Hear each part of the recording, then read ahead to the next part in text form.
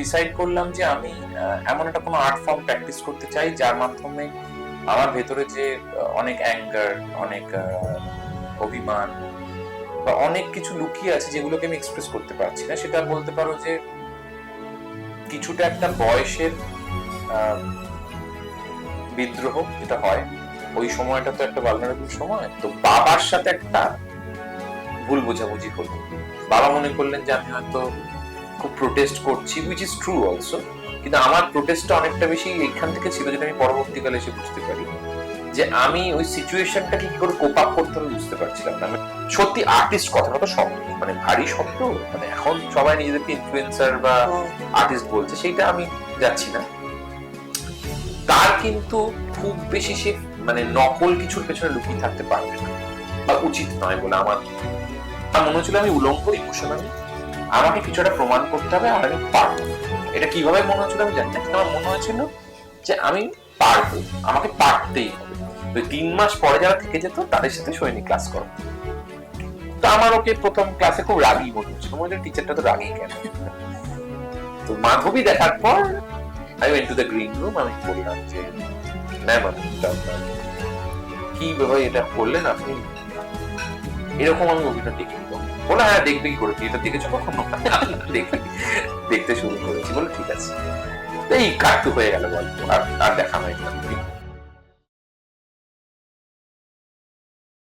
আজকে আমার গেস্ট সরাসরি তার কাছে যাব, কারণ পরিচয় পরিচিতি এগুলো নতুন করে দেব না, তার মুখ থেকে তার গল্প শুনবো। আজকে আমার সঙ্গে রয়েছেন সপ্তর্ষি মৌলিক। সপ্তর্ষিকে স্বাগত জানাবো। Thank you. আর শুরুটা করি এইভাবে, একটু জার্নিটা দিয়ে, তোমার অভিনয়তে আসা, কোথা থেকে আসা, কিভাবে আসা, আর সবার একটা আলাদা স্ট্রাগলের গল্প থাকে, সেই গল্প। আমার উত্তরপাড়ায় জন্ম। আমার দাদু উত্তরপাড়ায় বাড়ি করেছিলেন, ফরিদপুর থেকে এসছে, ওপার বাংলা থেকে এসেছে আমার দাদু। বাবার কলকাতাতেই জন্ম, মানে বেড়ে ওঠা। আমারও তাই, আমার সল্টলেকে মামা বাড়ি ছিল। তো যেটা হয় যে ছোটবেলা থেকে আমি লোকাল স্কুলে, চিলড্রেন্স ও নম্বর স্কুলে পড়াশোনা করি, তারপর বেলুর বয়েজ 11-12 সায়েন্স নিয়ে, তারপর সেন্ট পলস কলেজে ভর্তি হই। এবং উত্তরপাড়া, বালি, এইসব জায়গা যারা জানেন তারা জানেন যে ওখানে কিন্তু পাড়া কালচারটা এখনো আছে। যে পাড়ার মধ্যে একটি মাঠ, আমার বাড়ি যেরকম রাজবাড়ি হাসপাতালের পাশে, সেখানে একটা বিশাল মাঠ ছিল। তো সেই মাঠে বিকেল বেলা হলেই খেলা, সকালবেলা থেকে স্কুল, এবং টিউশন গুলো ছিল যে ছোট জায়গার মধ্যে, তো খুব বেশি বড় জায়গা উত্তরপাড়া নয়। তার ফলে টিউশন যেখানে পড়তে যেতাম, কমন বন্ধু হতো, তারাই তাদের সাথেই খেলছি। মোটামুটি একটা চেনা সার্কেলই ছিল আর কি, মানে খুব খুব এমন কোনো জায়গা ছিল না যেখানে একদম আমার পরিসর বা পরিধির বাইরে গিয়ে কোনো আলাদা মানুষের সাথে মিশতে হচ্ছে বা কথা বলতে হচ্ছে। তো খুব একটা কমফোর্টেবল ভাবে বড় হয়েছি, তথাকথিত ভাবে আরামেই বড় হয়েছি, খুব বেশি কষ্ট করতে হয়নি। তারপর কলেজ পড়ার সময় আমার ভিতর যেটা হয়, দ্বন্দ্ব শুরু হলো যে আমি এক্স্যাক্টলি কি করতে চাই আমি জানি না। তো সেখান থেকেই অভিনয় আসা। আচ্ছা, আমি তার আগে একটু ফ্যামিলি মানে বেড়ে ওঠাটা জানতে চাইবো। মানে ছোটবেলা থেকে বড় হওয়াটা আমাদের মানে এক একজনের এক এক রকম হয়, বাড়ির পরিবেশ বা তোমরা আমি একটা অন্য ইন্টারভিউতে দেখছিলাম যে তোমরা তো ওপার বাংলার মানুষ বোধহয়। আমরা মানে আমার দাদু দিদা। হ্যাঁ, হ্যাঁ, তো তাহলে ওখান থেকে এখানে আসা, সেটা তো একটা সাংঘাতিক সময়ের মধ্যে দিয়ে বোধহয় হ্যাঁ, আসা, তো ওইটা যদি একটু বল। হ্যাঁ, সেইটা বিষয়টা হচ্ছে আমি বাবার মুখে শুনেছি, কারণ আমার যখন 4 বছর বয়স তখন দাদু চলে যান। তো আমার দাদু যখন ওপার বাংলা, অনেক সময় গল্প আমরা শুনি যে আমাদের ওপারে বিশাল কিছু ছিল, দাদু সেরকম ছিলেন না। মানে দাদুর যে আচ্ছা। পরিবার থেকে বিলং করতেন, তাদের অর্থনৈতিকভাবে তারা একদমই খুব একটা খুব স্ট্রং হোল্ড ছিল না। ফলে উনি একাই চলে এসেছেন, 2 ভাই ওরা কলকাতা চলে আসে, এবং প্রচন্ড উনি স্ট্রাগল করেন, এবং অদ্ভুত ভাবে স্ট্রাগল করতে করতে মেধাবী ছাত্র ছিলেন। এখানে এসে পড়াশোনা বাকিটা কমপ্লিট করেন, এবং পরে কিন্তু ইন্ডিয়ান অয়েলের খুব বড় পোস্টে উনি রিটায়ার করেছিলেন। এবং আমার ঠাম্মা, মানে তার আবার বড় ওখানে জমি জায়গা ছিল। আচ্ছা। কিন্তু যেটা হয়, যখন ঠাম্মার বাবা বুঝতে পারেন যে দেশ ভাগ হতে চলেছে এবং মেয়েদের একটা অসুবিধা হতে পারে এখানে, তো তিনি বা কিছু আত্মীয় আমাদের এদিকে ছিল, তাদের কাছে পাঠিয়ে দেন।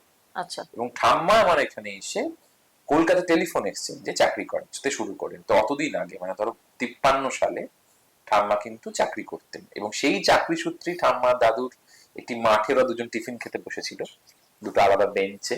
তো রোজই এসে বসে, তো সেইভাবে ওদের আলাপ হয়, প্রেম হয় এবং দুজনে ডিসিশন নেয় যে আমরা বিয়ে করব।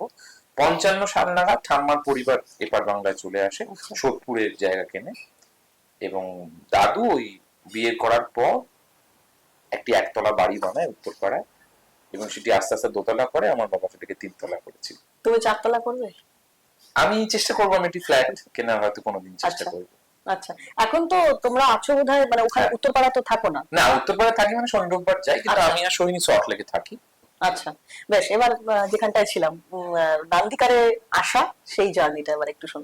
নান্দিকার আসা মানে আমি যবে ডিসাইড করলাম যে আমি এমন একটা কোনো আর্ট ফর্ম প্র্যাকটিস করতে চাই যার মাধ্যমে আমার ভেতরে যে অনেক অ্যাঙ্গার, অনেক অভিমান বা অনেক কিছু লুকিয়ে আছে যেগুলোকে আমি এক্সপ্রেস করতে পারছি না, সেটা বলতে পারো যে কিছুটা একটা বয়সের আহ, বিদ্রোহ যেটা হয়। ওই সময়টা তো একটা ভালনারেবল সময়, যখন তুমি কলেজ থেকে আরম্ভ করে 20 বছর ক্রস করে চাকরির দিকে যাচ্ছ, এবং সেই সময় কিন্তু একটা অনেকের যেটা খুব মজার বিষয়, যেটা হচ্ছে মাধ্যমিকে খুব ব্রিলিয়েন্ট রেজাল্ট করলো, 12-এ তাকে হয়তো খুঁজে পাওয়া গেল না। আবার কেউ মাধ্যমিকে ভালো করেনি, 12-এ দুর্দান্ত রেজাল্ট করলো। ঠিক। আবার উল্টোটাও হয় যে মাধ্যমিক এইচএস দুটোতেই মোটামুটি করেছে, গ্রাজুয়েশনে গিয়ে সে এমন সাবজেক্ট পেলো যেখানে সে কিন্তু সবাইকে তোমার পেছনে পছন্দের ফেলে দিল। সাবজেক্ট কি ছিল মানে? আমার সায়েন্স পড়তে ভালো লাগতো, খুবই আচ্ছা। ভালো লাগতো, আমার বায়োলজি পড়তে খুব ভালো লাগতো, অঙ্ক করতে খুব ভালো লাগতো। হুম। 12 অব্দি আমার অসুবিধা হয়নি পুরোটার সাথে কোপ আপ করতে। কিন্তু যেটা হয় যে 10 এর সিলেবাসের সাথে 12 এর সিলেবাস ওয়েস্ট বেঙ্গল বোর্ডে, এখন আমি জানি না, আমি যখন পাস করেছি মানে আমি 2004-এ মাধ্যমিক দিয়েছি, সেই সময় কিন্তু একটা বিশাল ডিফারেন্স ছিল যে এইচএস এর সাথে মাধ্যমিকের। ফলে আমি যখন এইচএস এ সায়েন্স নিয়ে ভর্তি হলাম, আমার একটু অসুবিধা হয়েছিল। কিন্তু একটা হয় না, সাইকোলজিক্যালি তুমি জানো যে তুমি সায়েন্স পড়তে চাও, কারণ বাড়িতে সবাই মনে করেন এটা পড়া উচিত, বা আমিও ব্যক্তিগতভাবে তখন মনে করি যে সায়েন্সটা কি পড়বো। মানে তোমার কোনো প্রেশার ছিল না তো বাড়িতে যে এটা নিয়েই পড়তে হবে বা এরকম কিছু? যে প্রেশারটা ছিল ওটাকে আমি এখনকার সময় দাঁড়িয়ে প্রেশার বলবো না। আচ্ছা। আমি বলতে পারি যে শব্দটাকে বলতে পারি যে আমার বাবা স্বপ্ন দেখেছিলেন যে আমি সায়েন্স নিয়ে পড়ে ফিজিক্স কিংবা কেমিস্ট্রি কিংবা ম্যাথমেটিক্স অনার্স পড়বো। তো স্বপ্ন দেখাটা তো খুব একটা বেশি চাপের বিষয় না, স্বপ্ন তো সব মানুষই দেখবেন। এবং আমিও যে খুব খারাপ ছিলাম সেটাও নয়, তার ফলে স্বপ্নটা অনেক সময়তে মনে হয়েছিল যে হ্যাঁ বাস্তবায়িত হতে পারে। স্বপ্ন ছিল যে আমি একটা ভালো কলেজে ভর্তি হবো, যে কলেজে একটা বিশাল মাঠ থাকবে। আচ্ছা। মাঠটা খুব ইম্পর্টেন্ট আমার জন্য, মাঠ থাকবে সেখানে খেলাধুলো করা যাবে। এরকম করে ঘুরতে ঘুরতে আমার মনে আছে আমি শিয়ালদায় তখন সুরেন্দ্রনাথ সিটি এগুলো তুলতে তুলতে ইয়েতে এসেছি, আমার স্ট্রিটে সেন্ট পলস হলে যখন প্রথম ঢুকলাম দেখলাম একটা বিশাল মাঠ আছে। তো ওটা আমাকে প্রথম অ্যাট্রাক্ট করলো কলেজটা। আর বিল্ডিংটা খুব পুরনো বিল্ডিং, ভেতরে একটা চার্চ আছে সাইডে, সবটা আমার খুব আকর্ষণীয় লাগলো আর কি। তো সেখানে আমি অ্যাপ্লাই করতে করতে দেখলাম একটা ফর্ম বাবা বললো আছে যে ইকোনমিক্স অনার্স এখানে অ্যাভেলেবল আছে, ইকো স্ট্যাট ম্যাথ। ইকোনমিক্স আমার কাছে এলিয়েন সাবজেক্ট ছিল, কিন্তু ওই ছোটবেলায় যেটা মনে হয় ঠিক আছে পেয়ে যাবো, আর ভালো কলেজ, সুন্দর কলেজ। তো সেই ইকোনমিক্স অনার্সে ভর্তি হলাম, কিন্তু আমি ফার্স্ট ইয়ারের পরে বুঝতে পারলাম যে এটা আমার কাছে কমপ্লিটলি এলিয়েন সাবজেক্ট, আর ভালোবাসা একদম জন্মাচ্ছে না সাবজেক্টটার প্রতি আমার। আচ্ছা। মানে আমি আমার কোনো মানে কেন আমি পড়ছি আমি জানি না ইকোনমিক্স অনার্স। কারণ যেটা হয় প্রথম তুমি কলেজ যাওয়ার পর 6 মাস 1 মাস হলো 1 বছর হলো, তোমার কিন্তু ওই ইলিউশনটা কেটে গেছে যে কলেজটা প্রচন্ড সিনেমার শাহরুখ খানের কলেজ, এটা সেটা তো নয়। রিয়েলিটিটা তখন এসে ধাক্কা মেরেছে, যখন নাম্বার গুলো খুব একটা ভালো আসছে না। তো সেই প্রথম আমার ডিস্টেন্স তৈরি হলো পড়াশোনার সঙ্গে। তারপর আমাকে আমার মনে হচ্ছিল আমি কেন কুইট করছি, আমার জোর করে করা উচিত। এই সময় আমার পড়াশোনার ক্ষেত্রে মনে হলো যে না, আমি এটাতেও আমি কুইট যদি করে যাই করে যাবো। মানে মানে আমি বলছি পড়াশোনা ব্যাপারটা ভালো লাগতো তোমার? দেখো ভালো লাগতো মানে ওটা নেসেসিটি ছিল, জানতাম। মানে আমার যদি কেউ বলা হয় যে তুমি কি প্রচন্ড তোমার, আমার বড় চুল রাখতে আমার ভালো লাগে, ছোটবেলায় জানতাম না বড় চুল রাখা যায়, এটা বুঝতে পারিনি, কারণ ছোটবেলায় স্কুলে আবার বড় চুল কি করে পাবে, এইটুকুন হলে কেটে দেওয়া যেত, হতো আর কি। ফলে পড়াশোনা ভালো লাগে মানে আজকে বিকেলে পড়তে বসবো এরকম ছিল না, কি মজা কি মজা পড়তে বসবো। কিন্তু হ্যাঁ মানে আমার কোনো কিছু পারলে অ্যাপ্রিসিয়েশনটা ভালো লাগতো ডেফিনেটলি, যেটা বাচ্চাদের হয়, বা একটা অঙ্ক সলভ করে আমার আনন্দই হতো, বা এটা আমি পারলাম করতে। বা বায়োলজিতে বা প্রথম যখন আমি সার্ভাইভাল অফ দ্য ফিটেস্ট থিওরিটা পড়েছিলাম দারুণ লেগেছিল। বা ইতিহাসের কি বাংলা সাহিত্য আমার খুব ভালো লাগতো পড়তে, পরে আমি বুঝতে পেরেছি মানে আমার কবিতা যখন আমাদের ছোটবেলায় বাংলা মিডিয়ামে যারা পড়েছেন তারা জানেন, ভাব সম্প্রসারণ বলে হ্যাঁ। জিনিস হতো, যে তুমি তোমার মতো করে লেখো। হ্যাঁ। ওটা আমার বেস্ট পার্ট ছিল। যে কবিতা সম্পর্কে কি লিখেছেন সেটা বিষয় নয়, আমি আমি শ্রোতা, আমি পড়ে আমি যেটা অনুভব করবো সেটা আমি লিখবো। এই যে ধরো সাহিত্যে কিন্তু তোমার একটা মতামতের জায়গা আছে যেটা সায়েন্সে নেই। সায়েন্সে এভরিথিং হচ্ছে লজিক, কিন্তু লজিক ছাড়াও পৃথিবীতে অনেক জিনিস এক্সিস্ট করে যেগুলো সাহিত্য, মানে আমার ভেতরে একটা কবিতা পড়ে একটা ভাব সৃষ্টি হচ্ছে, সেটাকে কিন্তু আমি লজিক দিয়ে বোঝাতে পারবো না। ঠিক কথা। ওই পার্টটা আমার খুব ভালো লাগতো, যে এই এই অনুভূতিটা বেশ ভালো। কিন্তু বাংলা পড়ে কিছু হবে না, এটা আমার সারাউন্ডিং। এবং আমি এটা আমার বাড়ি বলে না, আমি বলছি যে এখনো এখনো 2026 সালেও এখনো কিন্তু অনেক মানুষ এটা মনে করেন যে হ্যাঁ সাহিত্য ঠিক আছে আর কি, হ্যাঁ ঠিক আছে সাহিত্য ঠিক আছে, হ্যাঁ, অবসরে সময় পেলে পড়ো। হ্যাঁ মানে হ্যাঁ। সাহিত্য ঠিক আছে। ঠিক আছে শব্দটা খুব ইনসাল্টিং। একদম ঠিক কথা। বেশ, এবার সেকেন্ড ইয়ার থার্ড ইয়ার কোনো মতে বেরোলে, তারপর এবার ওই সময়টা বিভিন্ন জিনিস আমার জীবনে এলো, নানা রকম সাবস্টেন্স অ্যাবিউজ, বাড়ির সাথে অশান্তি, সেই নিয়ে আমি একটা এসকেপ রুট খুঁজছিলাম। যে আর আমি খুব ছোটবেলা থেকে সিনেমা দেখতে ভালোবাসি আর আর্ট রক শুনতে ভালোবাসি, তার ফলে আমি প্রচন্ড ইনফ্লুয়েন্স ছিলাম ওয়েস্টার্ন কালচারের সাথে আর কি। আয়রন মেডেন, পিঙ্ক মানে এটা একটা খুব অদ্ভুত কম্বিনেশন আর কি। মানে আমি তোমার সাথে গল্প করে এখন অনেক কিছু জানতে পারছি। ওয়েস্টার্ন কালচার তোমার ভালো লাগে, বাংলা সাহিত্য তুমি ভালোবাসো, সায়েন্স নিয়ে তুমি পড়েছো। এটা মানে তুমি বললে বলে বলছি, অনেক মানুষই আমাকে আমি যেভাবে সেজে গুজে থাকি সেটা নিয়ে বিচার করেন, কিন্তু এই যে কবিতা পড়ার সাথে হার্ড রক শোনা আর অঙ্ক করা, এটা কিন্তু কোনো ডিফারেন্স নেই। মানে চাইলে আমরা সবকিছু করতে পারি, ওই কিন্তু ওই যে আমরা একটা মানুষকে নিজের মতন করে একবার দেখে বিচার করে নিই, তো সেইটা হয়তো সেটার জায়গা থেকে হ্যাঁ আমার সবই ভালো লাগতো। মানে আমার প্রচন্ড গান শুনতে ভালো লাগতো, আমার এখনো মনে আছে আমি কিন্তু তখন ক্যাসেট যেগুলো পাওয়া যেত তার পিছনে লিরিক্স লেখা থাকতো। তো আমার মামার কাছ থেকে, আমার মামার বিষয়ে খুব ইম্পর্টেন্ট ভূমিকা পালন করেছিল যে ওয়েস্টার্ন কালচারের প্রতি। কারণ আমি যখন ক্লাস 5 টাইপে পড়ি তখন এই স্টার ওয়ার্ল্ড, স্টার মুভিজ এই চ্যানেলগুলো আসে, তার আগে তো ছিল না, ডিডি 1 ডিডি 2 ছিল। তো ওই আমি সিনেমা দেখতে আরম্ভ করি, এবং আমি বাংলা মিডিয়ামে পড়লো, যে তোমাদের গ্রামারটা খুব ভালো করে শেখানো হয়, আমি বুঝতে সবই পারতাম। মানে সিনেমা দেখে দেখে একটা তৈরি হয়ে গেছিল আন্ডারস্ট্যান্ডিং, বুঝতে পারতাম। স্পোকেন ইংলিশটা অতটা ভালো ছিল না আর কি। তো এইটা করতে করতে আমার ওই সময় একটা আমার বন্ধু বান্ধব কমে এলো, কিন্তু ওই এলিয়েন লোকগুলো যারা সিনেমায় যাদেরকে আমি দেখি, যাদের গান আমি শুনি, মিউজিক ভিডিও, তারা আমার বন্ধু হলো। আচ্ছা। এবং তাদের অনেক জীবনের বই আমি কিনতে আরম্ভ করলাম, এবং বাড়ি আমার সবসময় সাপোর্ট করেছে। বাবাকে যখনই বলেছি আমি একটা বই পড়তে চাই, বাবা কিনে দিয়েছেন। তখন সবে সবে ফ্লিপকার্ট, অ্যামাজন ঢুকছে, আচ্ছা, কেনা যাচ্ছে আর কি বই টই। তো তাদের ওই বিভিন্ন লাইফের স্টোরি দেখলাম যে কি করে কাম ব্যাক করা যায়, যে আমাকে একটা পারপাস খুঁজতে হবে। আচ্ছা। আমি যখন সাবস্টেন্স অ্যাবিউজ করে আমি এমন একটা জায়গায় জীবনে দাঁড়িয়ে আছি যেখানে আমার বন্ধুরা আমার থেকে অনেকটা এগিয়ে গেছে, একটা ভালো শিক্ষিত পরিবারের ছেলে হয়ে আমি ধরো 23-22 বছর বয়সে আমি এমন একটা জায়গায় দাঁড়িয়ে আছি যে আমি ওই নাম্বার যেটা আমি পাস করেছি এটা নিয়ে আমার গোটা পৃথিবীতে আমার কোনো জায়গা হবে না চাকরি বাকরির ক্ষেত্রে। তাহলে আমি কি করব? এবার আমি তো একদম ডাম্ব নয়, আমার তো মাথায় বুদ্ধি আছে, এটা আমি নিজে সম্পর্কে আমি জানতাম যে আমি তো মানে ক্যাপেবল। হ্যাঁ মানে আমি একটা কিছু তো করবো পৃথিবীতে, আমার কিছু তো কাজ করার জন্য আমি এসেছি। শুধু তো আমি নেশা করবো বা আমি গান শুনবো বলে আসিনি, আমাকেও কিছুটা করতে হবে। সিনেমায় অভিনয় দেখে মনে হতো ওরা করছে, ওদের দেখে আমার ইন্সপায়ার হচ্ছে, না আমি আমার পৃথিবীর প্রতি আমার কি দান, আমি কি করলাম, একটা পাতা হলেও তো আমাকে কিছুটা করতে হবে। এই করতে করতে আমার হঠাৎ একদিন মনে হয় যে আমি লিখতে ভালোবাসতাম। আচ্ছা। র্যান্ডাম লেখা লিখতাম আর কি, ভুলভাল কবিতা। আমাদের একটা ব্যান্ড ছিল কলেজে, খুবই খারাপ গান বানাতাম আমরা, কিন্তু বানাতাম আর কি। সেটা করতে করতে একদিন মনে হলো যে আমি অভিনয় করতে চাই। অবভিয়াসলি বাড়ির লোকেরা খুবই অবাক হলেন যে হঠাৎ করে, এবং যেটা বাবা বললেন যে তোমার যদি অভিনয় করতে হয় তুমি তাহলে এত বছর প্র্যাকটিস করোনি, অভিনয়ের সাথে কোনো মানে অভিনয় এমন একটা শিল্প যেখানে অনেক কিছু শিখতে হয়, তুমি নাচ জানো না, তুমি গান জানো না, তুমি কোন কবিতা পাঠ করোনি, তুমি বাড়িতে বই পড়েছো, এটা দিয়ে তুমি কি করে অভিনয় করবে? তখন আমি বললাম আমি শিখবো।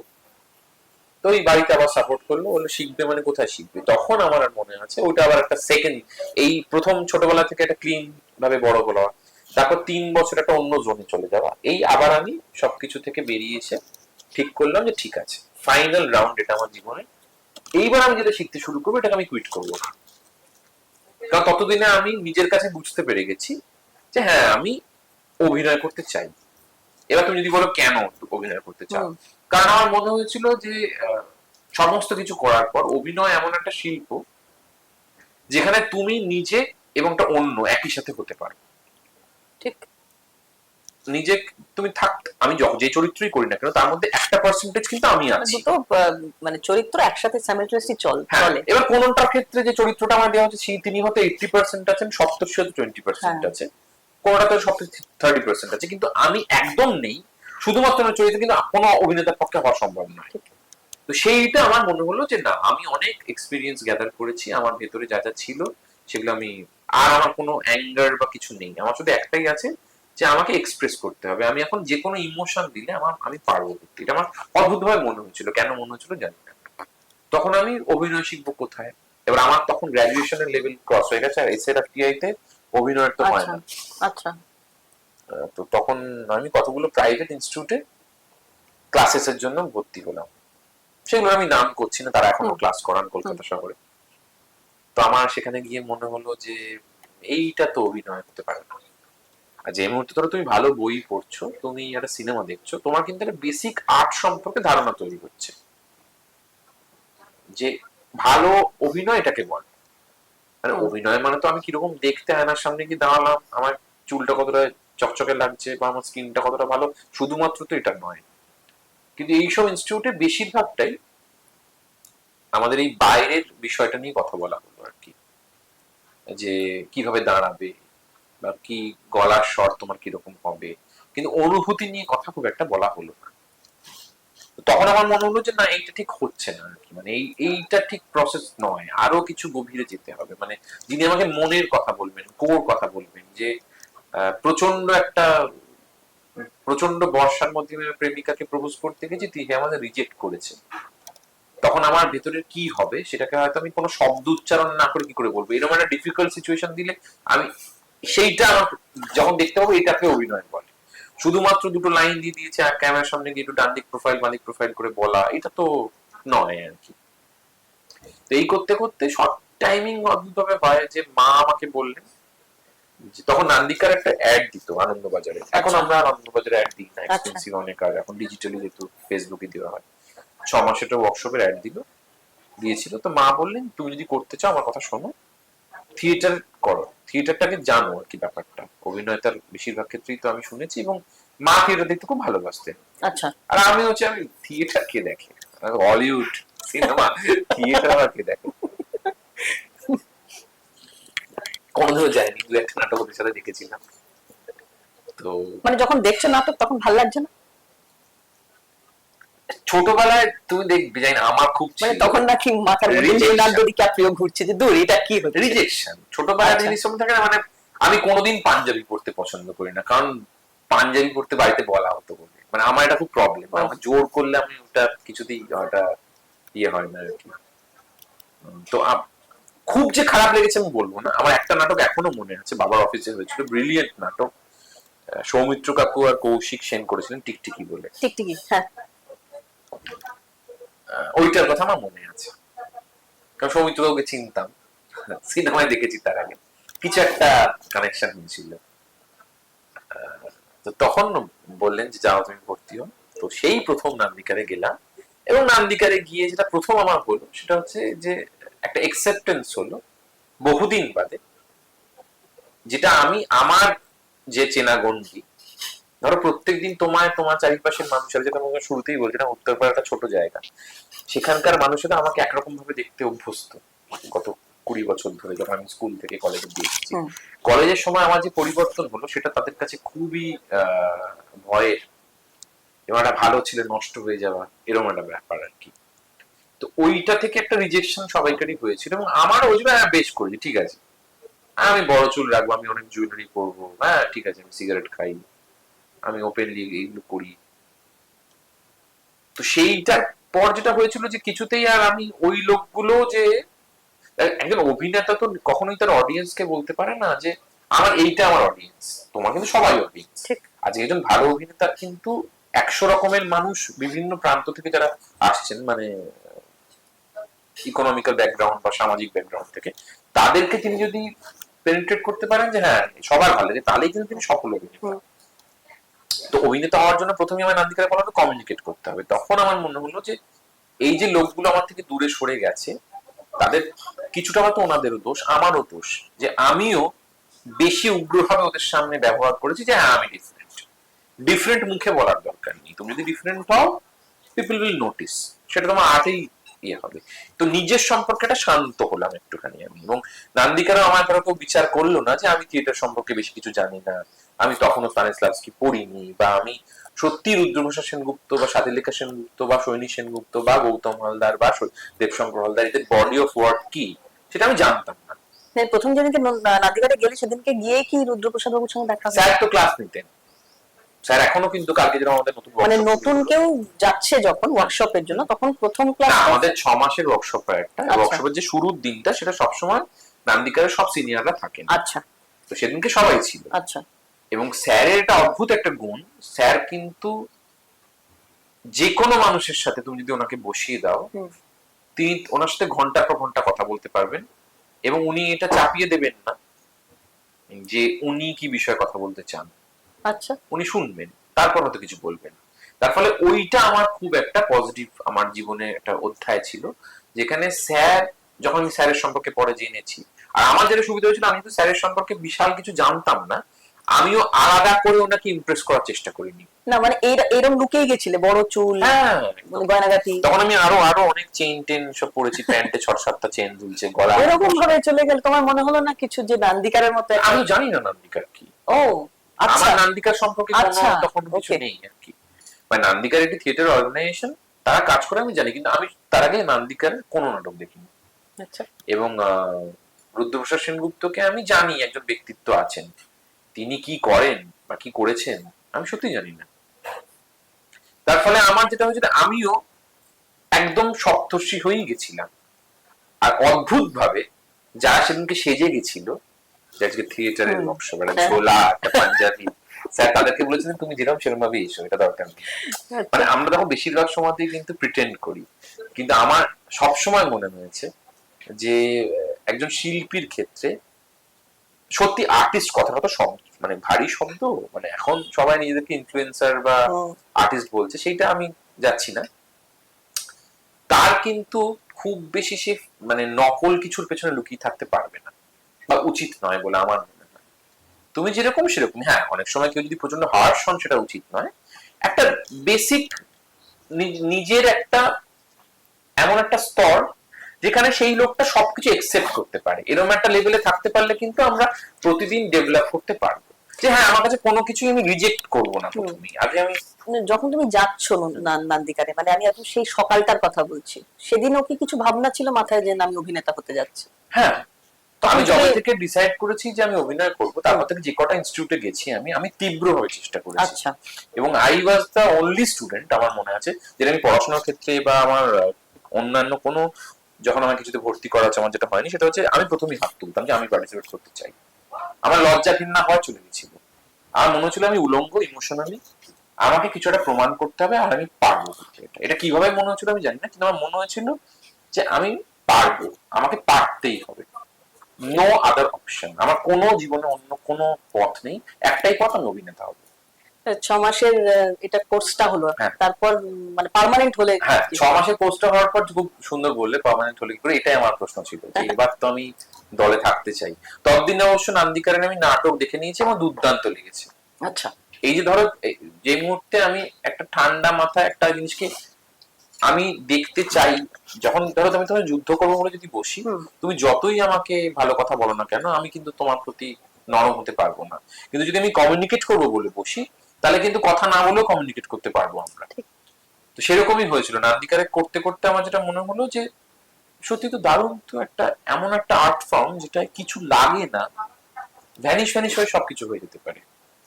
আমি মাধবী বলে নাটক দেখেছিলাম, স্যার যজাতির পাঠ করতেন, সেখানে একটা মহাভারতের একটি আখ্যান নিয়ে, গালব মুনিকে নিয়ে। তো সেখানে একটি জঙ্গল, একটি সুন্দর পেছনে একটা কাপড়ের জিনিস দিয়ে জঙ্গল হয়ে গেল, সিংহাসন হয়ে গেল, অন্ত দেখলাম দেবুদাস, সোহিনী, একটা দার্জিলিং এর হোটেল হয়ে গেল, সত্যি একটা কাঠের তক্তাকে আমার মনে হচ্ছে এটা একটা দুর্দান্ত দামি সোফা, কারণ একটা তো বিশ্বাস করছে। আমি তো রিয়েলিস্টিক জিনিস দেখে গেছি, ধরো সিনেমা কিন্তু অনেক রিয়েলিস্টিক আর্ট ফর্ম, যেখানে আমি সত্যি সোফা দেখতে পাচ্ছি। এই ইন্টারভিউটা যখন দেখছি সত্যি এখানে একটা সোফা আছে, যে কারণে থিয়েটারকে যদি তুমি ক্যামেরায় করো ওটা অত ভালো লাগে না। কারণ আমি যখন মঞ্চে দেখছি তখন কিন্তু ওই অভিনেতাটা চোখ দিয়ে ওই সিংহাসনটা পরবর্তীকালে হয়ে যাচ্ছে একটা বিশাল বড় জঙ্গলের কোন একটা গাছ, বড় মুহূর্তে ওটা আবার একটুখানি ট্যাচা করে দিতে সিংহাসন হয়ে যাচ্ছে। এই ইলিউশনটা আমার দুর্দান্ত লাগে। এবার মনে হয় মানে আমি এটা বলছি যে এটা তৈরিটা কিভাবে হচ্ছে, মানে আমি কি করে বলবো, ধরো এই যে ইলিউশন তুমি বলছো, এটা ইলিউশন, এটা কি ইলিউশন তৈরি করা হচ্ছে মানে একটা সিংহাসন থেকে না ইলিউশন, একটা তার সেটটা শুরুতে একটা নাটকে তুমি দেখতে পাচ্ছ যখন আলো জেনারেল আলো পড়ে আছে, আমার মনে আছে মাধবীর সেটটা যদি দেখো, এরকম একটা তক্তা, এরকম একটা বড় রস্ট্রাম, এরকম একটা বাঁশ, এরকম একটা বাঁশ, এবার যেই তার উপর আলো পড়ছে একটা একটা ওটা কেমন ভাবে ধরছেন, তখন ওটা তোমার দেখে মনে হচ্ছে অডিয়েন্স থেকে যে ওটা একটা সিংহাসন। আবার অন্য একজন অ্যাক্টর যখন ওটাকে ধরে এরকম করছেন, তোমার মনে হচ্ছে ওটা তীরধনুক হয়ে যাচ্ছে। মানে আমি বলছি এইটা, আমি কিন্তু ক্ষণে ক্ষণে লাইট চেঞ্জ হচ্ছে, আমি কিন্তু রিয়েলিস্টিক জিনিস বানাচ্ছি না। মানে স্টেজে কিন্তু সত্যি একটা তীরধনুক দেওয়া সত্যি তীরধনুক লাগে না, আমি প্রতীক হিসেবে এটাকে তীরধনুক হিসেবে ইউজ করতে পারি। এখন ক্যামেরা দেখে মনে হচ্ছে এটা চামচ, কিন্তু স্টেজে আমি এটাকে কিন্তু একই সাথে চামচ, একই সাথে তীরধনুক, একই সাথে ছুরি, একই সাথে অনেক কিছু ব্যবহার করতে পারি। এটা অ্যাক্টরের ইমাজিনেশন থেকে, আর দর্শক তখন কিন্তু অ্যাক্টরের সাথে ট্রাভেল করেন। মানে এই যে ধরো জিনিসটা, কারণ দর্শকও তোমার সাথে ট্রাভেল করেন। সিনেমায় বা অন্য ক্যামেরার মাধ্যমে কিন্তু আমি অনেক বেশি মানে এই এটা থেকে চোখ আমি সরাবো না, কারণ এটা সবসময় আছে ক্যামেরার মধ্যে। আর দর্শকের চোখটা কি, দর্শক চোখ ধরো তোমার হাত থেকে, আমি যখন ইয়েতে থিয়েটারে বসে আছি, হাত থেকে তোমার চোখের দিকে চলে, সে কিন্তু একই সাথে দুটো দেখছে না অডিয়েন্স। ঠিক ঠিক ঠিক, ওইটা আমার দারুণ লাগলো থিয়েটারে। আচ্ছা, তারপরে সোহিনী সেনগুপ্ত পর্যন্ত পৌঁছালো। হ্যাঁ, তো সেই ফেস্টিভ্যালে মাধবী দেখে আমি সোহিনীর সাথে প্রথম ইন্টারঅ্যাক্ট করতে গেলাম। আচ্ছা, এখানে বলে রাখি, সোহিনী আমার ওয়ার্কশপের ক্লাস তখন নিতে পছন্দ করতো না। আচ্ছা, কারণ ও বলতো যে আমি সেই ছেলে মেয়েদের নিয়ে কাজ করবো যারা সিরিয়াসলি অভিনয় করতে চায়। 6 মাসে অনেকেই আসে যারা সত্যি সেটা ধরেন সামার ক্যাম্প করতে এসেছে, যে ঠিক আছে দেখি থিয়েটার ওয়ার্কশপ কিরকম। তো 3 মাস বাদে কিছু ছেলে মেয়ে থেকে যেত, কারণ 3 মাসের সময় প্রথম 3 মাসে এতটাই ওয়ার্কআউট এক্সারসাইজ করানো হতো বা এত কঠিন কাজ হতো যে অনেকেই ছেড়ে দিতে হতো। তো 3 মাস পরে যারা থেকে যেত তাদের সাথে সৈনী ক্লাস করাতো। তো আমার ওকে প্রথম ক্লাসে খুব রাগী মনে হয়েছিল, মনে হচ্ছে টিচারটা তো রাগী কেন। তো মাধবী দেখার পর I went to the green room, আমি বললাম যে ম্যাম আমি একটা আপনার কি ভাবে এটা করলেন আপনি, এরকম আমি অভিনয় দেখিনি কখনো। বলে হ্যাঁ দেখবে কি করে, থিয়েটার দেখেছো কখনো? দেখিনি, দেখতে শুরু করেছি। বলে ঠিক আছে। তো এই কাট্টু হয়ে গেল গল্প, আর আর দেখা হয়নি অনেকদিন। এবার আমি আমাদের দলের একজন সিনিয়র দাদাকে জিজ্ঞাসা করলাম যে আমি নান্দিকার থাকতে চাই, তো সেটা কিভাবে প্রসেস, ওয়ার্কশপ তো হয়ে গেছে। তখন তিনি আমাকে বললেন, দেখ একটা থিয়েটার দল তো শুধুমাত্র নাটকের মাধ্যমে চলে না, এটা বিশাল অর্গানাইজেশন, এখানে প্রচুর অ্যাডমিনিস্ট্রেটিভ ওয়ার্ক হয়। এই নাটকটা যে মঞ্চস্থ হচ্ছে তার আগের যে প্রক্রিয়াটি, একটি নাটকের স্ক্রিপ্ট কি করে বাঁচা হবে, কে স্ক্রিপ্টটা লিখলো, দল কি করে রান হবে, টাকাটা কোথা থেকে আসছে, সবটা হয় নান্দিকারের শ্যামবাজার অফিসে, শ্যামপুকুর থানার কাছে। ওখানে যা, ওখানে স্যার থাকেন, ওখানে গিয়ে কাজ শেখ। তো এই আমি যেতে আরম্ভ করলাম। আচ্ছা, তো ওখানে প্রচুর কিছু শিখেছি ইন দ্য সেন্স, স্যার সারাদিন সকাল 11টা থেকে বসে, এখনো স্যার বলে, এখনো স্যার বলি, স্যারকে স্যারই বলবো, স্যারই তো। তো সেইখানে প্রচুর কিছু শিখেছি। স্যার প্রচুর বিভিন্ন কথা বিভিন্ন সাবজেক্টে বলতেন, এবং স্যারের সাথে অনেক কথা আমার হয়েছে, আমরা অসমবয়সী হওয়া সত্ত্বেও। শুধু আমাকে বলে নয়, স্যার তুমি যদি একটু আগে যেটা বলছিলাম, স্যার কিন্তু ওই জায়গাটা দেন যেখানে একটা কথোপকথন হতে পারে। কোনো সাবজেক্ট সম্পর্কে আমি একদম জানি না, আমি স্যারকে বললাম, বা কোনো ফুটবল নিয়ে যেরকম, স্যার হয়তো যেই সময়কে খেলা দেখেছেন আমি দেখিনি, এবার আমি যাদেরকে চিনি স্যার হয়তো এই সময় খেলা দেখা কমিয়ে দিয়েছেন। ফলে বিভিন্ন বিষয় নিয়ে কথা হতো, নাটক কি করে হলো, কি কি সিনেমা, স্যার আমাকে বিদেশি সিনেমার কথা বলেন, কারণ তখন অব্দি খুব বেশি হলিউডের সিনেমা দেখেছি। এই করতে করতে তখন নান্দিকারে এই প্রসেসটা একটা আরম্ভ করলাম, যে এই অফিস এইভাবে রান হয়। তখন পার্থপ্রতিম দেব আমাদেরকে বললেন যে শোনো, আমি একটা নতুন নাটক করছি নাচনি বলে, সেটাতে আমার কোরাসে কিছু ছেলে মেয়ে লাগবে, একটা পার্ট আছে। তো আমরা 10-15 জন ওয়ার্কশপ থেকে বেঁচেছিলাম, তাদের মধ্যে এটা বলে দেওয়া হলো। তো এটা অডিশন টাইপ হলো, সেটাতে আমি সিলেক্টেড হলাম ফর আ রোল ভরত সর্দার। এই প্রথম আমি সিনিয়রদের রিহার্সাল যেটা আরম্ভ করলাম, যেখানে আমার সোহিনীর সাথে বন্ধুত্ব হয়, প্রেম হয়। এবং যেখানে আমি প্রথমবার দেখতে পাই যে একটা মানে আগের যে ক্লাসটা ছিল সেটা ধরো একটা নতুন অভিনেতাদের ক্লাস, ওয়ার্কশপটা। হুম। এইটা কিন্তু একদম প্রফেশনাল অ্যাক্টররা কি করে একটা একটা আর্ট তৈরি হচ্ছে, সত্যি আর্ট। একটা নাটক একদম স্ক্রিপ্ট এলো, হুম। একটা স্ক্রিপ্ট, সেই স্ক্রিপ্ট থেকে একটা পূর্ণাঙ্গ নাটক 7-8 মাসের জার্নি, ওটা আমার কাছে একটা ব্রিলিয়ান্ট জার্নি ছিল আর কি, নাচনি নাটকের। আচ্ছা, মানে স্ক্রিপ্টিং এ আমি একটু এটা জানি তোমার কাছে, স্ক্রিপ্টিং এ তোমার স্ক্রিপ্টটা মানে নাটকের স্ক্রিপ্ট তৈরি কিভাবে হয় বা লেখা কিভাবে হয়? ধরো 5টা ক্যারেক্টার, হুম। 5টা ক্যারেক্টারের ইন্ডিভিজুয়ালি প্রত্যেকটা ক্যারেক্টার কি বলবে সেটা লেখা থাকে, নাকি তোমাদের কিছু ক্ষেত্রে বানিয়েও বলতে হয়? না, স্ক্রিপ্ট তো থিয়েটারের স্ক্রিপ্ট সবসময়তেই একদম স্ক্রিপ্ট তৈরি থাকবে, হুম। তারপর মানে ডায়ালগটা সেই অ্যাক্টর স্ক্রিপ্ট দেখে মুখস্থ করে বলবেন, মানে বানানোর কোনো অপশন কোনো জায়গা নেই? না।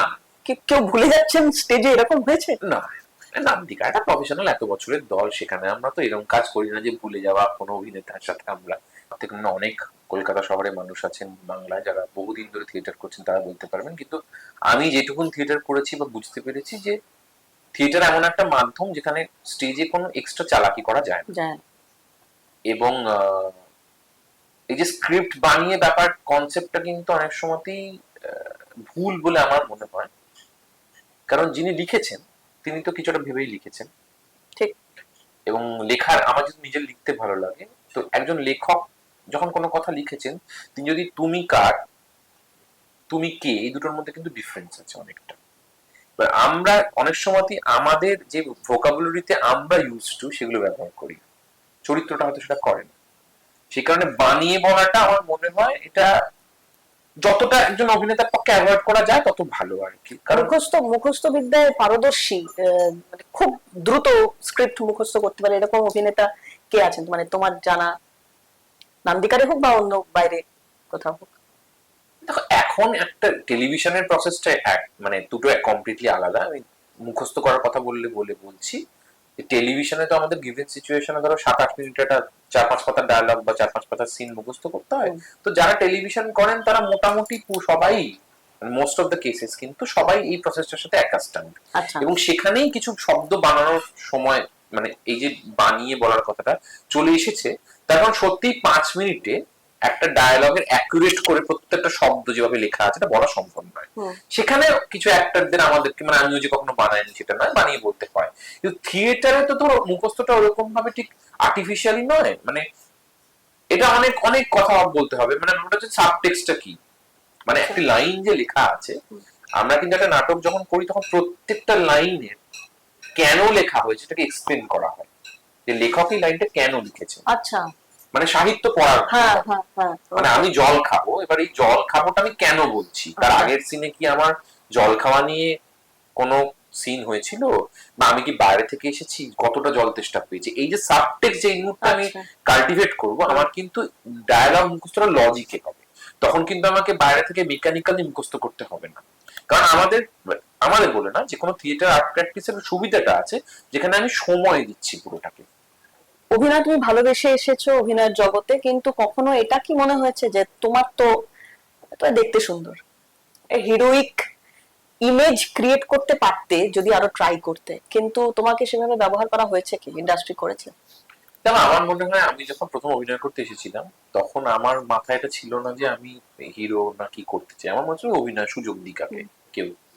নান্দিকারে করতে করতে বুঝলাম যে মানে ছোটবেলায় যখন শাহরুখ খানের খুব, মানে হিন্দি সিনেমা যদি বলো খুব ফ্যান, আর আমার ইংরেজিতে আল পাচিনোর আমি খুব ফ্যান। আচ্ছা। তো শাহরুখ খান কিন্তু এমন একজন অ্যাক্টর, কালকে আমাদের দলে আমরা আলোচনা করছিলাম, যিনি হিরো এবং অ্যাক্টর। মানে বাকি সুন্দর দেখতে লোকেরা শুধু সুন্দর দেখতে হন, আর অ্যাক্টররা অ্যাক্টর হন, এটা কিন্তু দীর্ঘদিন ধরে কনসেপ্ট ছিল। শাহরুখ খান কিন্তু অ্যাক্টর প্লাস সুন্দর দেখতে, মানে হিরো আর কি, তথাপিত আমরা হিরো বলি। তো আমার মনে হয়েছিল যদি অ্যাক্টর সত্তাটা আমার দেখাটা তো আমি খুব একটা চেঞ্জ করতে পারবো না, আমি যেরকম দেখতে আমি যেরকম ওয়ার্কআউট করতে পারি, নিজেকে আমার ভগবান যে চেহারাটা দিয়েছেন সেটাকে ঠিক ঠিক ভাবে রাখা। কিন্তু যদি আমি অভিনয়টা ঠিক করতে পারি তাহলে কিন্তু আমি বিভিন্ন ভাবে ফিটিং করে যেতে পারবো চরিত্রে। কখনো সেটা হিরো হতে পারে, কখনো সেটা অ্যান্টাগনিস্ট হতে পারে, কখনো সে একজন ভিখিরি হতে পারে। মানে আমি নাটকে নানা রকম প্রান্তিক চরিত্র করার সুযোগ পেয়েছি এবং করেছি। সেগুলো সবকটা নাটকই যে মঞ্চস্থ হচ্ছে সেটা নয়, মানে রিহার্সালে ধরো নিজেরা তৈরি করে। ইন্টিমেট স্পেসে। তো আমি যখন প্রথম টেলিভিশনে কাজ করতে এলাম তখন লীনাদির সাথে আমার প্রথম কাজ।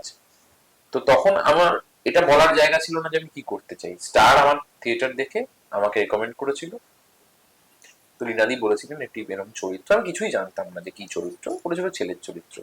তো সেটাতে আমি ঠিকঠাক পাঠ করতে পেরেছিলাম, লোকেদের ভালো লেগেছিল, কমিউনিকেট করতে পেরেছিলাম, তো সেটা হয়। তারপর যে খুব কনসিয়াসলি আমি হিরো করতে চাই এটা ভাবিনি কখনো, কিন্তু আমার মনে হয়েছিল যে আমার মধ্যে হিরো পোটেনশিয়াল আছে, মানে তথাকথিত ভাবে আমাদেরকে হিরো বলে থাকি আর কি। সেইটা করতে করতে আমি যে সিনেমাগুলোতে পাঠ করেছি এখনো অব্দি সবকটা কিন্তু চরিত্র, মানে সিনেমায় কিন্তু আমি কোনো লিড চরিত্র এখন অব্দি করিনি। কিন্তু সেই চরিত্রগুলো, মানে ধরো সাঁঝবাতি বলে একটি ছবিতে ভিলেনের পাঠ করেছিলাম, সেটা লোকের ভালো লেগেছিল। আর তখন একসাথে আবার শ্রীময়ী চলছিল, ফলে দুটো একদম কন্ট্রাস্ট ছিল। আচ্ছা। রাজদার সাথে আমি ধর্মযুদ্ধ করেছিলাম, সেখানে শুভশ্রীর বরের একটি পাঠ করেছিলাম যেটি অটো চালাতো, সেটার জন্য আমি অটো শিখেছিলাম, আমার ভালো লেগেছিল শিখতে। এবং খুব অল্প পরিসরে হলে চরিত্রটার একটা ইনোসেন্স ছিল, ওরকম চরিত্র আমি করিনি। তো বরাবরই আমাকে চরিত্র খুব আকর্ষণ করেছে। এবার তুমি যদি আমায় বলো, দেখো আমার আমার মনে হয় যে আমার আরো অনেক বেশি কাজ করা উচিত। আমি নিশ্চয়ই আরো অনেক বেশি কাজ করতে পারবো। মানে সেকেন্ড লিড বা থার্ড লিড এটা তোমার করার কথা নয়, তুমি এটা মনে করো? না, এবার ব্যাপারটা হচ্ছে কি মাধ্যমে আমি করছি। সিনেমায় কিন্তু একটা চরিত্র যদি ইন্টারেস্টিং হয় সেটা আলাদা ব্যাপার। সিনেমায় কিন্তু ধরো আমার, তোমার যদি মনে আছে নাকি জানি না, প্রতীক বাপ্পার একটা ছোট্ট পাঠ করেছিল বহুদিন আগে, ওই যেটাতে জানে তুই আর জানে না, সিনেমাটার নাম কিছু আচ্ছা, মনে নেই, ওইরকমই, হ্যাঁ। ওরকম টাইপের কিছু সিনেমা ছিল। তো আমার কিন্তু ওকে মনে আছে। ব্যাপারটা যে তুমি সিনেমার এমন একটা মাধ্যম যেখানে কিন্তু তুমি যদি ভালো অভিনয় করো এবং চরিত্রটা যদি ছোট হলেও তার যদি কিছু করার থাকে, স্বল্প পরিসরে তুমি অনেক কিছু দেখিয়ে দিতে পারো। সে তো ওই বব বিশ্বাস হ্যাঁ, সেটাই বলছি। কিন্তু টেলিভিশনে ডেফিনেটলি না, টেলিভিশনে আমি সেইরকম চরিত্র করতে চাই না, টেলিভিশনে আমি লিড বা ভিলেন করতে চাই। বেশ, একটা কথা এখানে একটু জিজ্ঞাসা করি, তুমি তো সাজতে ভালোবাসো, বিয়ের দিন কিরকম সেজেছিল? বিয়ের দিন টি শার্ট কি হয়েছিল বিয়ের দিন, সেটা খুব ছোট করে একটু শুনবো তোমার কাছে। বিয়ের দিন মানে আমরা দুজনেই খুব ফর্মাল ভাবে বিয়ে করেছিলাম, ইন দ্য সেন্স আমরা কোনো অনুষ্ঠান করিনি, আমরা শুধু রেজিস্ট্রি ম্যারেজই করেছিলাম। তা আমাকে সৈনী বলেছিল যে তুই যেটা কমফোর্টেবল তুই সেটা পর, আমি যেটা কমফোর্টেবল সেটা পরবো। আমি পাঞ্জাবি ধুতি কিছু পরবো না, আর আমি টোপর তো জীবনে কোনোদিনও পরবো না। মানে আমাকে সিরিয়ালে জীবনে একবারই খুব কষ্ট করে টোপর পরাতে পেরেছে, টোপরটা আমার খুব খারাপ লাগে। তো আমি মেরুন কালারের টি শার্ট, আমার খুব জ্যাক এন্ড জোনস এর জিন্স খুব ভালো লাগতো, জিন্স আর একটা অ্যাঙ্কেল লেন্থ বুটস আর একটা সানগ্লাস, এই পরে বিয়ে করতে গেছিলাম। মানে দেখো, মানে বিষয় হচ্ছে যে সপ্তর্ষি মৌলিক কি নামটা এই মুহূর্তে পরিচিতি পেয়েছে ইন্ডাস্ট্রিতে বা থিয়েটার জগতে আলাদাভাবে, নাকি সোহিনী সেনগুপ্তের হাজবেন্ড বলে পরিচয় পরিচিতি? আমাদের 14 বছর হলো বিয়ে হয়ে গেছে, আর সোহিনী সেনগুপ্তর হাজবেন্ড বলে আমার কেউ মানে আলাদা করে কিছু নাই। অ্যাজ এ কাপল, যেহেতু তথাকথিত ভাবে আমাদের একটা বয়সের ডিফারেন্স আছে, এটা নিয়ে অনেকে কথা বলেন, সেটা ভালো খারাপ দুই অর্থেই। কিন্তু সপ্তর্ষি মৌলিক হিসেবেই আমাকে মানুষ চেনেন, এবং নান্দিকারের অ্যাসোসিয়েশনটা আমার মনে হয় বেশি মানুষ জানেন, যেটা আমার ভালো লাগে। এই লিগেসিটা পরবর্তী ক্ষেত্রে এগিয়ে নিয়ে যাওয়ার ভার হয়তো তোমার উপর পড়বে, তো সেক্ষেত্রে আবারও ওই পরিবারতন্ত্রের অভিযোগ উঠবে না তো তোমার বিরুদ্ধে? এই প্রশ্নটা আমাকে দুদিন আগে করা হয়েছিল, কিন্তু আমার একই উত্তর আমি দেবো। আমার মনে হয় যে ধরো এই ক্রিয়েটিভ সত্তাটা এমন একটা জিনিস যে এটা কিন্তু মানে বংশ পরম্পরা হয় না। মানে আমি যদি ভালো কাজ করতে না পারি দর্শক রিজেক্ট করবে না। নান্দিকারা আমরা এখনো ডেমোক্রেটিক ভাবেই চালাই, এবং লাস্ট নাটকে আমার মতন কোনো পার্ট ছিল না বলে দল থেকে বলা হয়েছে সপ্তর্ষি তুমি একবার নাটকটা করছো, আমি ব্যাক স্টেজের কাজ করবে, এবং আমিও সেটা এনজয় করি। কারণ আমার মনে হয় যে তুমি একটু আগে যে প্রশ্নটা করলে, যে আমাকে ছোটবেলা থেকে কখনোই কোনো কিছু কেউ এমনি এমনি দেয়নি, কারণ আমি এমনি এমনি নিতে চাই। তো ধরো সোহিনীর সাথে বিয়ে হওয়ার আমি কিন্তু 7-8 বছর বাদে প্রথম ক্যামেরায় অভিনয় করতে চাই। আচ্ছা, এই বিয়ের কথা যখন বলছো একটু জিজ্ঞাসা করি, তোমার বাড়ি থেকে এটা মেনে নিয়েছিল যে তোমার থেকে বড় বয়সে কাউকে? আমার বাড়ি খুব কুল, আমার বাড়ি আমার বান্ধব মেনে নিয়েছে, সোহিনীকে কেন নেবে না। বেশ, লীনা গঙ্গোপাধ্যায়ের কথা বলছিলে কিছু এখন আগে, রাহুল বন্দ্যোপাধ্যায় মৃত্যুর পরে ওনাকে নিয়ে অনেক কাটাছেড়া হয়েছে, সেটাকে তুমি কিভাবে দেখেছো? আমার খারাপ লেগেছে, আমি লীনাদিকে খুবই ভালোবাসি, খুবই ভালো। ওনাকে কি সত্যি এখানে কাঠগড়ায় দাঁড় করানো যায়, কি মনে হয়? দেখো, এটা এখন অনেকদিন হয়ে গেছে, এটা নিয়ে নতুন করে কিছু বলার নেই। তবে আমার, তুমি যদি আমায় বলো নিউট্রালি, আমি একটা কথা বলতে পারি। আমার যেটা মনে হয়েছিল, যেটা ঘটেছে সেটা অত্যন্ত দুঃখের, কিন্তু আমরা অভিনেতারা এরকম ভয়ঙ্কর সিচুয়েশনে অনেক সময়তেই কাজ করে থেকেছি। মানে এটা কোনো নতুন কিছু নয়। সবসময় ধরো অভিনেতা হিসেবে পারমিশন আছে কি নেই, এই যে প্রশ্নগুলো উঠে এসেছে, বা একটা জলে নামার আগে জলে কি সাপ আছে কি নেই, এগুলো তো ভাবা সম্ভব নয় না। সত্যি টেকনিশিয়ান দাদারাও যারা কাজ করেন তারাও ভাবেন না, কারণ আমরা তো এখানে ওই সময়টা পাই না। এটা দেখি করলাম, একটা পুরো চারিদিকে প্রচুর কিছু গার্ড দিয়ে দেওয়া হলো, এটা তো হয় না, এখানে সম্ভব নয়। বিশেষ করে টেলিভিশন তো সম্ভবই নয়। মানে আমি বলছি টেকনিশিয়ান দাদারাও প্রচুর রিস্ক নিয়েছেন, বৃষ্টির মধ্যে কাজ করছেন, আলো অফ করার সময় হয়তো কেউ খালি পায়ে দৌড়ে গিয়ে বন্ধ করে দিচ্ছেন। মানে এই অভিনেতাদের এটা হয়েছে বলে তুমি জানতে পারছো, কিন্তু এই ঘটনা কিন্তু অনেক সময় তো অনেক সাথে, যে কারোর সাথে ঘটতে পারে এই ফরম্যাটের সাথে জড়িত। ইন্ডাস্ট্রির বদলটাও খুব দরকার কিছু কিছু ক্ষেত্রে, বিভিন্ন সময় যা যা সামনে এসেছে। নতুন সরকার এসছে, কি এক্সপেকটেশন তাদের কাছে? দেখো নতুন, আমার মনে হয় একজন মানে একজন আর্টিস্ট, আবার সেই একই কথা, একজন আর্টিস্টের পক্ষে কখনোই তীব্রভাবে এক পক্ষে চলে যাওয়াটা ভুল। যে মুহূর্তে আমি যিনি পাওয়ারে আছেন তার সাথে একটা সমঝোতায় চলে যাব, তখন কিন্তু আমার আর কোনো ভয়েস থাকবে না। আর আর্টিস্টের ভয়েস না থাকলে আর কিছু হবে না। এই ভয়েস থাকাটার জন্য সবসময়তেই ঠিক আর ভুলকে বলা উচিত। তার জন্য নিজেরও মানে মানে আমিও কোনো সাহায্য, আমি আমার কর্মের জন্য যেটুকু করতে পারছি সেইটুকুনি ন্যায্য। আমি যে মুহূর্তে অন্যায্য কিছু চাইবো, তো আমাকে কিন্তু তার সাথে অনেক কিছু ডিলিংসে যেতে হবে। তাই আমার মনে হয় যে সরকার এসেছেন, তার থেকে আমাদের অনেক কিছু এক্সপেকটেশন আছে। যদি সেই এক্সপেকটেশন ফুলফিল না হয়, প্রশ্ন করা উচিত, বলা উচিত যে একটু করলে ভালো হয়। যে মুহূর্তে আমি হ্যান্ডশেক করে বলছি যে ইনি একমাত্র ভালো, তখনই কিন্তু আমার আর বলার কিছু থাকছে না, আমি আর প্রোটেস্ট করতে পারবো না। আর প্রোটেস্ট করতে না পারলে, সমাজের কিছু মানুষ যদি প্রোটেস্ট করতে না পারে, তাহলে কিন্তু পরিবর্তন হবে না। আর পরিবর্তন হবেই, মানে এই যে change is the only constant, এটা ছাড়া তো হতে পারে না কিছু। এবারে কেউ অ্যাপ্রোচ করেছিল প্রার্থী হওয়ার জন্য? না, আমি এই বিষয়ে লোক, আর যারা হচ্ছে অভিনয়ের সঙ্গে একই সঙ্গে করা সম্ভব, এটা তোমার কি মনে হয়? মানে আমি তো ওই জন্য বলছি, মানে আমি ধরো আমার পলিটিক্যাল বিলিফ নিয়ে কখনোই তীব্রভাবে আলোচনায়, কারণ আমার সমস্ত পার্টির কিছু কিছু জিনিস ভালো লাগে, কিছু কিছু জিনিস খুব খারাপ লাগে। তীব্রভাবে একটি পার্টি একমাত্র, ধরো কমিউনিজম জিনিসটা আমার খুব ভালো লাগে, কিন্তু সেটা যেই মুহূর্তে পলিটিক্যাল জায়গায় চলে আসবে, তার অনেক কিছুর সাথে আমি আপোস করি। সেরকমই আমি বলছি যে মানে একমাত্র এটা ঠিক, এইটা তো হতে পারে না কখনো। আমি ভুলকে ভুল, ঠিককে ঠিক বলার জায়গায় দাঁড়াতে চাই। সেইটা আমার একটা জন্ম থেকে, তো মানুষ কিন্তু পলিটিক্যাল হয় তার বিশ্বাসের জায়গা থেকে, তার জন্য কোনো পার্টি করার দরকার। অরাজনৈতিক বলে কিছু হয় এরকম না, অরাজনৈতিক বলে কিছু হয় না, সবকিছুই রাজনৈতিক। বেশ, আজকে পার্টির রং দেখো না। বেশ, আজকে অনেকটা কথা হলো, অনেক গল্প না, কিছু গল্প বাকি রয়ে গেল, কিন্তু খুব আর দীর্ঘায়িত করবো না, এখানেই শেষ করব আজকের এপিসোড। সপ্তর্ষি, খুব ভালো লাগলো তোমার সঙ্গে কথা বলে। আগামী দিনে হয়তো আবারও সুযোগ হবে, যেখানে আজকে শেষ করলাম সেখান থেকে হয়তো সেদিন শুরু হবে। ভালো থাকবেন আপনারা, কেমন লাগলো কমেন্টে জানাবেন।